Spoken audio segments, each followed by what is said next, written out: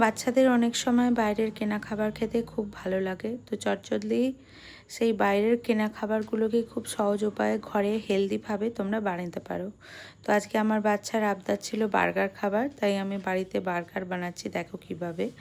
তো ছোট ছোট করে গাজর, ক্যাপসিকাম, পেঁয়াজ কুচিয়ে নিয়েছিলাম, সেইটা অল্প তেলে ভালো করে ভেজে নিচ্ছি। এর সঙ্গে দিয়ে দেবো একটা ফেটানো ডিম। ডিমটার মধ্যে অল্প নুন আর গোলমরিচের গুঁড়ো দিয়েছিলাম, দিয়ে এইটা ভালো করে ভেজে নেবো। আর অন্য পাশে পাউরুটি, একটা পাউরুটি নিয়েছিলাম, সেটা কেটে তার মধ্যে সস দিয়েছিলাম আর মেয়োনিজ দিয়েছিলাম।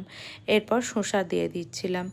এর সঙ্গে টমেটো, পেঁয়াজও দেওয়া যায়। আমার ছেলে যেহেতু ওগুলো খেতে চায় না, তাই শুধু শসা দিয়েছিলাম, ও শসাটা খায়।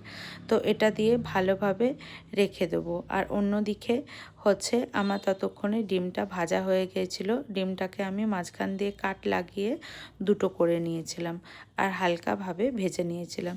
এবার ডিমটা আস্তে করে এই বানের মাঝখানে দিয়ে আর পাউরুটিটা ওপর থেকে দিয়ে দিলেই তৈরি হয়ে যাবে আজকে বাড়িতে তৈরি এগ বার্গার। খুব সহজে সন্ধ্যাবেলা স্ন্যাক্সে, ইভিনিংয়ে তোমরা এটা বানিয়ে খেতে পারো। বাচ্চা থেকে বড় সবাই এটা খেতে খুবই পছন্দ করে। বাইরে আমরা এই সমস্ত বার্গার জাতীয় জিনিস অনেক দাম দিয়ে কিনি, কিন্তু তার একটা বার্গারের দামে খুব কম টাকায় তোমরা এইরকমভাবে বাড়িতে বানাতে পারো।